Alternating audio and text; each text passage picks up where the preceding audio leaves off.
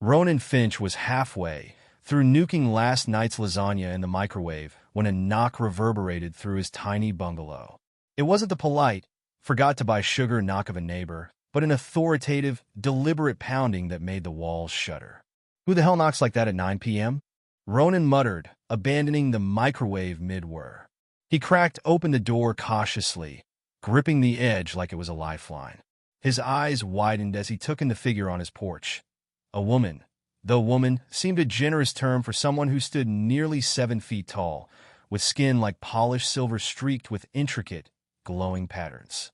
Her long, white-braided hair glimmered like moonlight, and her faintly glowing violet eyes locked onto his with an intensity that made him want to slam the door shut. Her armor was a jagged, alien mix of sleek plates and glowing sigils, pulsating faintly with an otherworldly rhythm. The massive blade strapped to her back looked less like a weapon and more like a slab of doom. "You are Ronan Finch?" she asked, her voice deep and resonant, as though it carried the echoes of countless stars. Ronan blinked. "Sometimes." "Who's asking?" The woman stepped forward, and Ronan instinctively stepped back. "I am Kyra Sullivan of the Zerithian Dominion," she said, her tone rich with gravitas. "I owe you my life, human." Ronan blinked again, trying to wrap his brain around the words. "Oh, that's nice of you to say. Did I lend you a charger or something?" Kyra tilted her head, her luminous eyes narrowing slightly.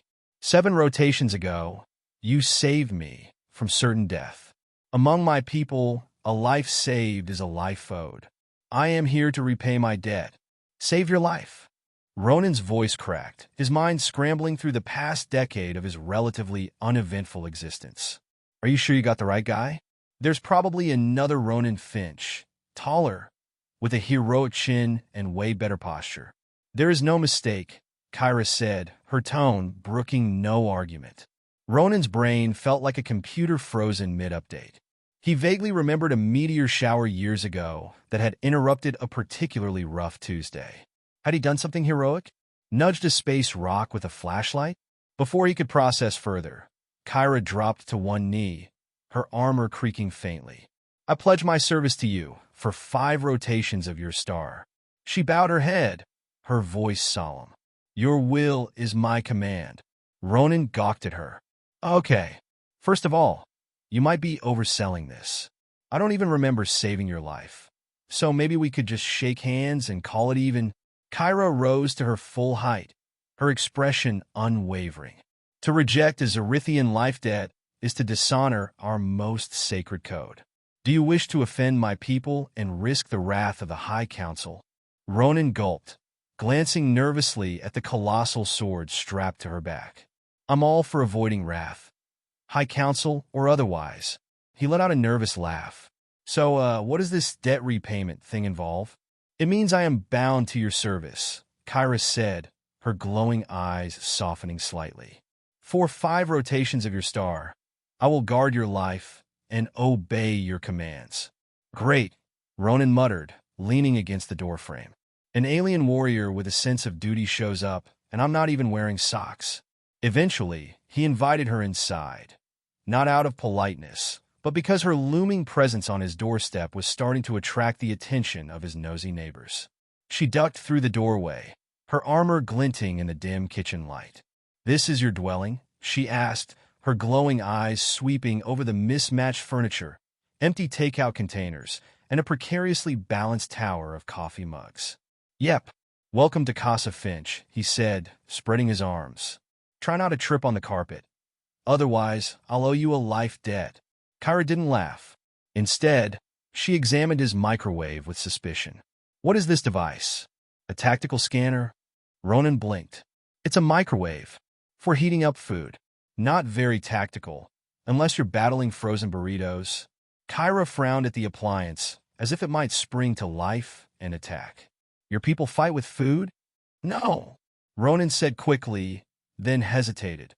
"Well, not usually, unless you count Thanksgiving." The rest of the evening was a surreal blend of Kyra explaining her people's ancient customs and Ronan attempting to convince her he wasn't worth the effort.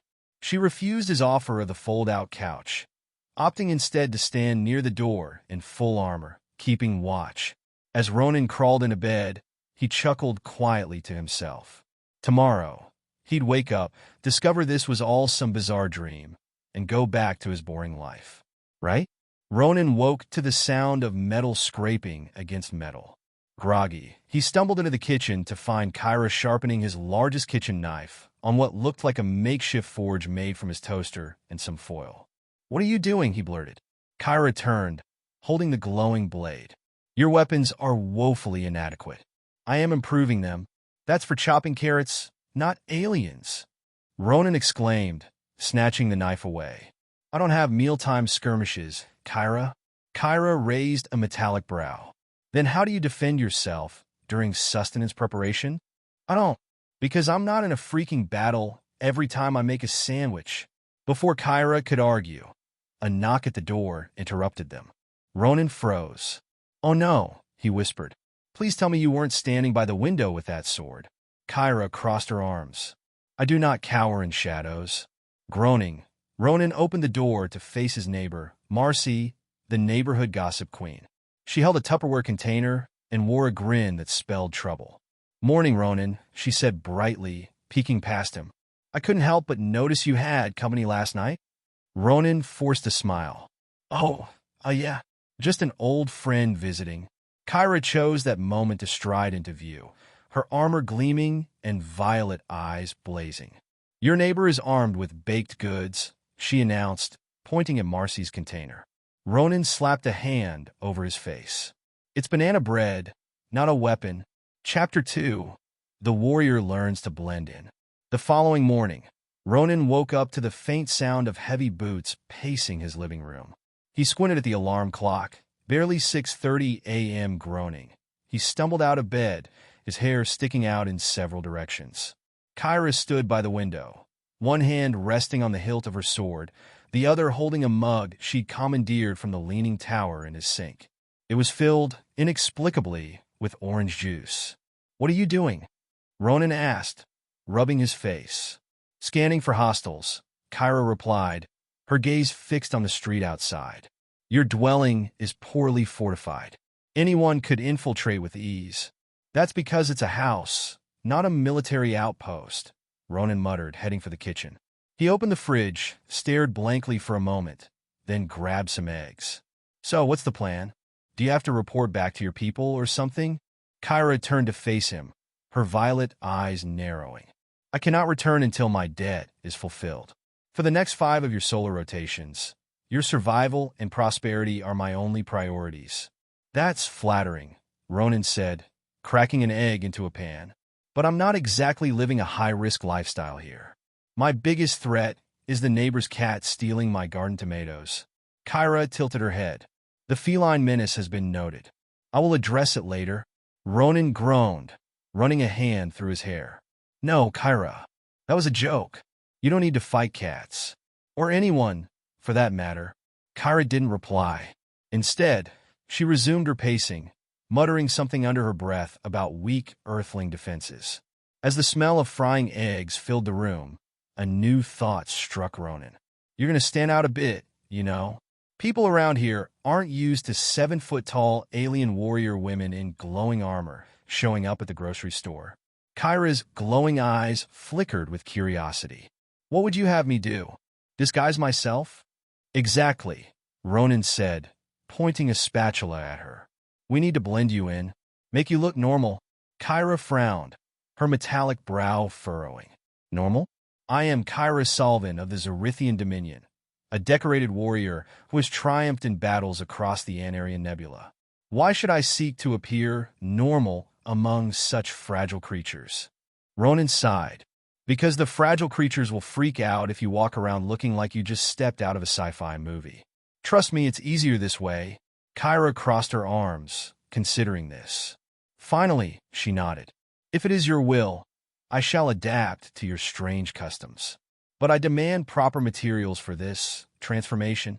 30 minutes later, Ronan found himself regretting his life choices as he watched Kyra inspect a rack of clothing at the local thrift store. Her armor clanked faintly with every step, drawing confused glances from the handful of early shoppers. "This fabric is inadequate," Kyra announced, holding up a faded sweatshirt with a cartoon penguin on it. "It provides no protection against plasma fire or blade strikes." "That's because it's not supposed to," Ronan hissed, snatching the sweatshirt from her. "The goal isn't armor. It's to make you look like a regular person." Kyra raised a brow, her glowing eyes scanning the garment skeptically. "Your people truly wear such frivolous garb? It offers no strategic advantage." "Well, some people would argue it's cozy," Ronan muttered, tossing the sweatshirt into the cart. He grabbed a pair of jeans from a nearby rack. "Here, try these." Kyra took the jeans, holding them up like they were some sort of alien artifact. "What is the purpose of these leg coverings?" "To cover your legs," Ronan said, exasperated. "Just go to the changing room and try them on, okay?" The warrior woman reluctantly made her way to the fitting rooms, her movements stiff and wary, like she was walking into an ambush. A few minutes later, she emerged wearing the jeans and sweatshirt, her long white braid draped over her shoulder. The casual outfit did little to diminish her imposing presence. "Well," she asked, crossing her arms, "do I appear sufficiently normal?" Ronan stared at her for a moment, then burst out laughing. Kyra's eyes narrowed. "You mock me?" No, Ronan said, trying to stifle his laughter. You look like someone's gym teacher who moonlights as a sci-fi villain." Kyra glanced down at herself, her metallic features twisting into a scowl. "I find this attire undignified." "Yeah, well, it's either that or the government shows up with a bunch of lab equipment," Ronan said, steering her toward the checkout. After the thrift store, Ronan decided to introduce Kyra to another cornerstone of Earth life: coffee. They stopped at a small cafe, where Kyra scrutinized the menu board like it was an alien battle plan. "Why do your beverages have so many modifiers?" she asked, pointing to the chalkboard. "What is the difference between a latte and a cappuccino? Are they not both liquid sustenance?" Kind of," Ronan said, stepping up to the counter. "Just trust me on this." He ordered a black coffee for himself and an iced caramel macchiato for Kyra.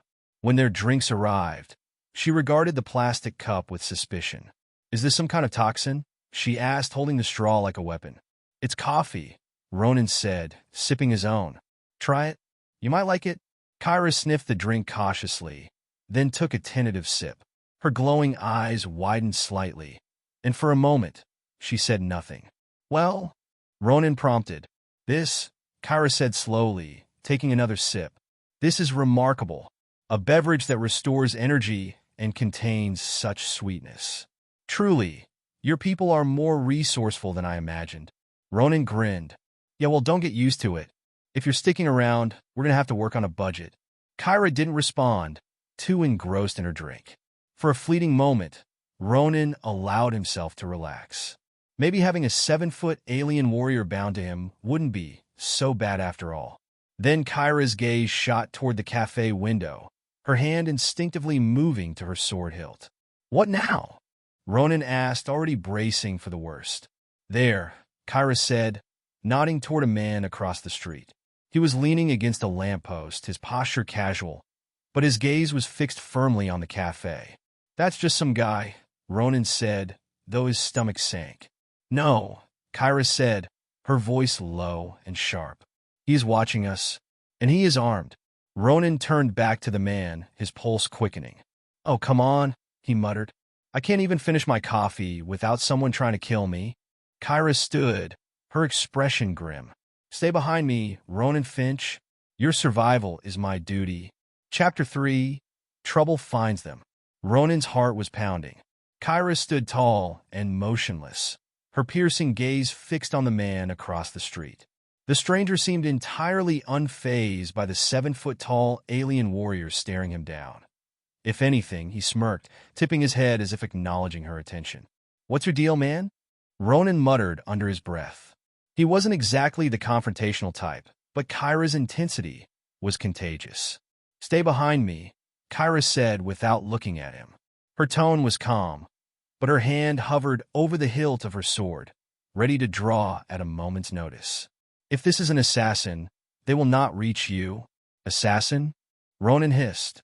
"Why would anyone send an assassin for me?" I'm not exactly rich, famous, or assassinatable. Kyra's glowing violet eyes didn't waver. You saved my life. If my enemies discovered that I am bound to you by oath, they may seek to exploit it. My presence has painted a target on your back. Ronan stared at her, slack-jawed. You're saying you put me on an intergalactic hit list? The man across the street shifted, finally stepping away from the lamppost. He started walking, striding, toward the cafe. Ronan could now see the faint outline of something under his jacket. Kyra's voice dropped, low and sharp. Inside. Now. But now, Ronan Finch. Ronan quickly backed into the cafe as Kyra took a step forward, positioning herself between him and the approaching stranger.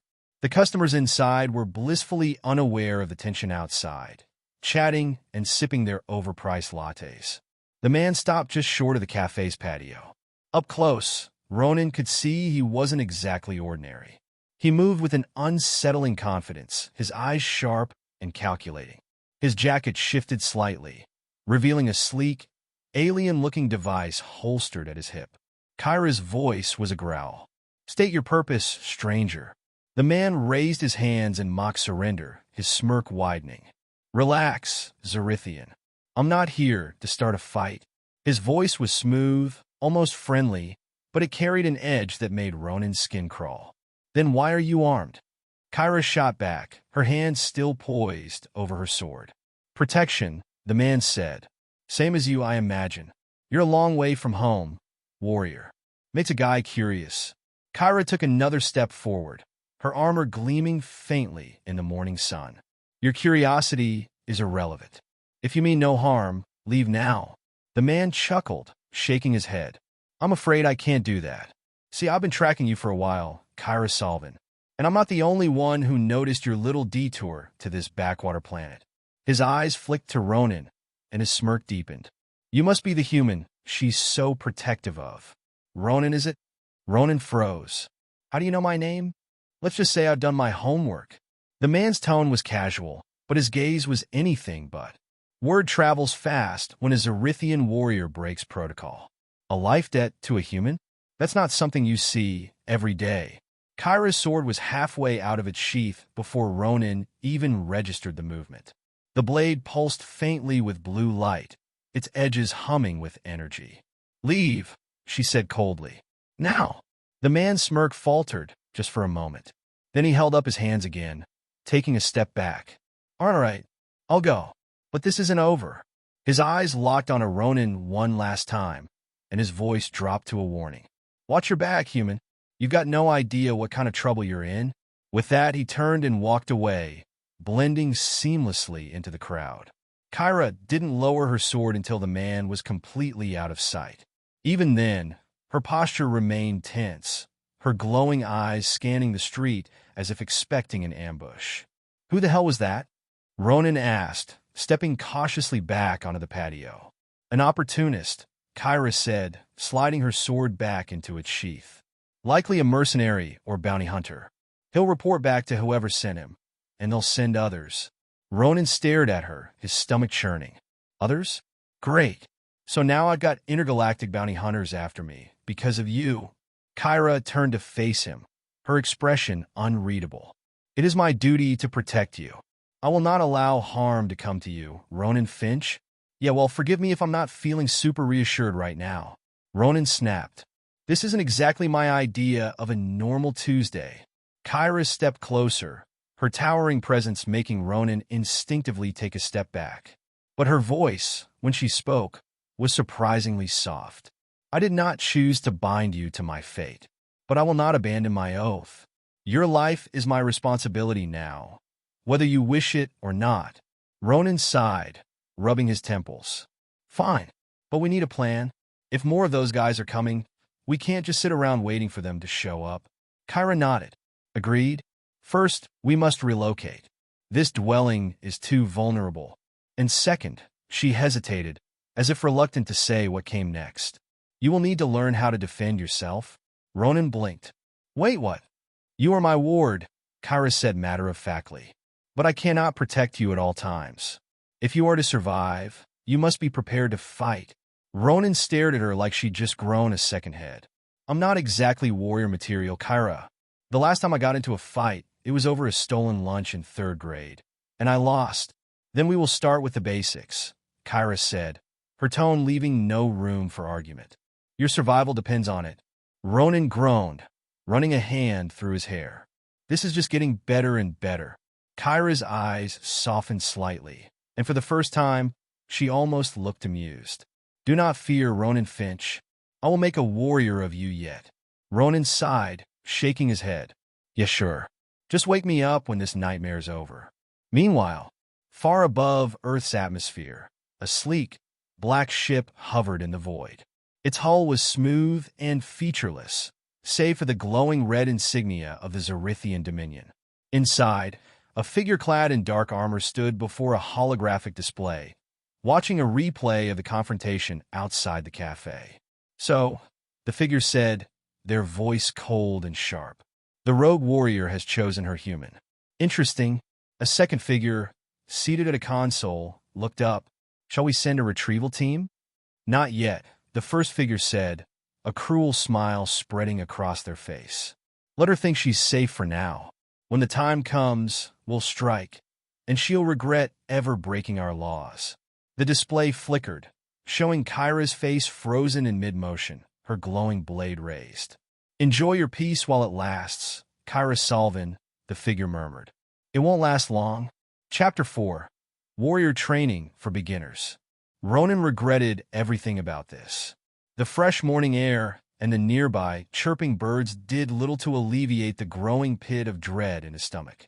He stood barefoot in his backyard, dressed in sweatpants and a wrinkled t-shirt that proudly read, I pause my game to be here. Across from him, Kyra towered like an unyielding statue of gleaming silver. Her glowing violet eyes studied him critically, her hands resting on her hips. She had set aside her usual sword for the moment, though the faintly humming blade was still within reach on a nearby chair. Instead, she held out what looked like a 6-foot-long wooden staff. Take it, she said, her tone as commanding as ever. Ronan hesitated. You're joking, right? I can't fight anyone with this. I'll look like a guy who got lost on his way to the Ren Fair. Your enemy will not care how you look, Kyra replied, shoving the staff into his hands with zero regard for his protests. They will care how you strike, or how I fall over after tripping on my shoelaces, Ronan muttered, gripping the staff awkwardly. Kyra ignored his sarcasm. She took a few steps back, her arms folded. Today, you will learn the basics of combat, balance, posture, and defense. Without these, you're an easy target. Ronan sighed, planting the staff in the ground like a reluctant hiker. Listen, Kyra, I get that you're some kind of galactic warrior, but I'm really not cut out for this. Can't you just, I don't know, use your super sword skills to keep me safe? Kyra's expression hardened. A warrior's greatest weakness is dependence. If you rely solely on me, you will be the perfect bait, and I will fail in my oath. That is unacceptable. Ronan grimaced. Great. No pressure or anything. Kyra stepped forward, her metallic braids catching the sunlight. Your enemy will not give you the luxury of doubt, Ronan Finch. They will strike without hesitation, and if you hesitate, you will fall. With one fluid motion, she snatched a second wooden staff from the ground and swung it toward him. Ronan yelped, stumbling backward just in time to avoid being whacked in the shoulder. Hey, what the hell? That was hesitation, Kyra said flatly, lowering the staff. Next time, block. Ronan scowled, clutching his staff tighter. Next time? Are you trying to kill me? If I wanted you dead, you would already be dead, she replied, her tone so casual that it sent a shiver down Ronan's spine. Before he could argue further, Kyra lunged again, her staff swinging toward his midsection. This time, Ronan managed to bring his own staff up in a clumsy block. The impact jarred his hands, and he winced. Better, Kyra said, stepping back. Again, for the next hour, Kyra drilled him relentlessly, alternating between basic defensive moves and sharp, precise strikes that left Ronan gasping for breath. She moved with a grace and speed that seemed almost impossible for someone her size, and no matter how hard he tried, Ronan couldn't keep up. By the time they finished, he was drenched in sweat his arms felt like noodles, and he was fairly certain he'd sprained something. "I'm dying," he groaned, collapsing onto the grass. "This is it. Tell my mom I love her." Kyra loomed over him, unimpressed. "You lasted longer than I expected." "That is progress." Ronan squinted up at her. "That's your idea of a compliment?" "Gee, thanks." She offered him a hand, pulling him to his feet with surprising gentleness. "You have potential, Ronan Finch. It is buried deep, but it is there." "Deep is right," Ronan muttered, brushing dirt off his shirt. "Like Mariana Trench levels of deep." Kyra's lips quirked upward in what might have been the faintest hint of a smile. "Rest for now. We will resume tomorrow." Ronan groaned again, but didn't argue. He stumbled back inside, collapsing onto the couch and promptly falling asleep. Meanwhile, far above Earth, the sleek black ship had moved into position over the planet. Inside, the figure in dark armor watched a new feed, this one showing Ronan clumsily wielding a staff while Kyra corrected his form with the patience of a seasoned mentor. "He's even weaker than I expected," the figure sneered, their voice dripping with disdain. "Should we strike now?" asked the second figure at the console. The leaders shook their head. "Not yet. Let her waste her time on him. The more she trains him, the more vulnerable she becomes. When she's distracted, we'll make our move. And this time, she won't escape." Later that evening, Ronan woke up to the smell of something burning. For a brief, blissful moment, he forgot about intergalactic assassins and his unplanned combat training. But the moment passed quickly. He bolted upright, sniffing the air. "Kyra? What's burning?" He stumbled into the kitchen to find Kyra standing over the stove, holding what could only be described as a charred, unrecognizable lump on a frying pan. "Your rations were inadequate," she said without turning around. "I am improving them." Ronan stared in horror. "Improving them? What even is that?" "A pancake," Kyra said, her voice tinged with uncertainty. "That's not a pancake. That's a war crime." Kyra frowned, looking down at the blackened disk. "Your Earth recipes are unnecessarily complicated. Perhaps it is a form of sabotage." Ronan groaned, snatching the pan away from her. "No, it's just cooking. And you're not supposed to set the heat to max."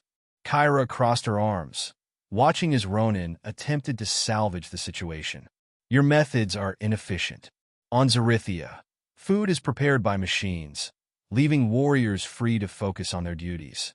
"Well, welcome to Earth," Ronan muttered, flipping what might have been a slightly less burnt pancake. "Here, we get to fend off assassins and make our own breakfast." Kyra tilted her head, her metallic braids glinting in the kitchen light. "Perhaps I should teach you Zarithian culinary techniques. They are far superior."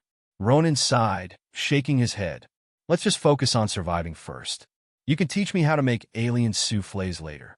For the first time since she'd arrived, Kyra actually laughed, a low, melodic sound that caught Ronan off guard. "Very well," she said. "But be warned, Ronan Finch. If your enemies do not kill you, your cooking might." Ronan couldn't help but chuckle, despite himself. Yeah, just don't tell the assassins about my pancake weakness." Little did they know, their light-hearted moment was being watched from afar, and the next strike was closer than they realized. Let me know what you'd like to explore next. A direct confrontation? A deeper dive into Zarithian culture? Or more hilariously awkward bonding moments? Chapter 5. A Warrior's Farewell. The night was quiet, unnervingly so. Ronan stood by the window, his eyes scanning the darkened yard beyond the faint glow of his porch light. His heart was still racing from the events of the last few hours. The fight had been unlike anything he could have imagined, or wanted to imagine. The attackers had come quickly, two shadowy figures descending on the house like silent specters. Kyra had reacted immediately, her blade slicing through the night with a fierce hum. Ronan, meanwhile, had scrambled to find something remotely useful, a frying pan of all things, and managed to clock one of the assailants across the head when they broke into the living room. The rest was a blur of adrenaline and terror. By the time it was over, Kyra stood victorious, her armor scorched but still intact. The attackers had vanished, retreating into the shadows like they'd never been there at all. But their message was clear. They weren't finished. Now, the house felt too small, too fragile. Ronan glanced over at Kyra, who sat at the kitchen table, her glowing blade resting beside her. She was quiet, her usually fierce expression softened with something he couldn't quite place. Regret, perhaps? They'll come back, won't they? Ronan finally asked, his voice barely above a whisper. Kyra looked up at him, her violet eyes dimmer than usual. Yes. And next time, they will bring more? Ronan let out a shaky laugh, rubbing the back of his neck. Great.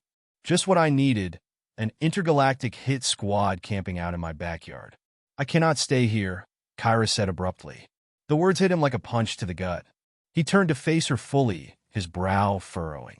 What do you mean? You said you owed me your life. Isn't that your whole thing? It is, she said, standing.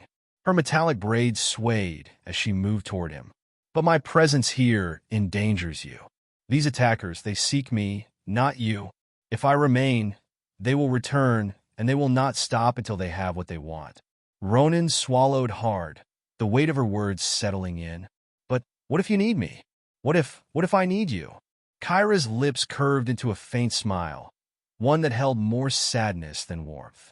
You have strength, Ronan Finch. It is buried beneath self-doubt and humor, but it is there. Today, you fought beside me. You stood against forces far beyond your understanding. That is not nothing. That's a lot of words to say I'm hopeless, Ronan muttered, looking away. She reached out, placing a cold, metallic hand on his shoulder. Hopelessness is the absence of action. You acted. That is what matters. He met her gaze, the glowing violet light of her eyes seeming to pierce right through him. So that's it? You're just leaving? I must, she said, her voice soft but firm. But this is not farewell forever. Ronan blinked. It's not? Kyra stepped back, reaching for her blade. She slid it into the sheath on her back with practiced ease. A warrior's oath is never broken. If you ever need me, truly need me, I will return. He wanted to argue, to tell her that he needed her now, that he wasn't ready to face whatever came next on his own. But he knew it wouldn't change her mind. Kyra was as stubborn as she was honorable. Okay, he said quietly, shoving his hands into his pockets. But, if you do come back, try not to knock so hard next time.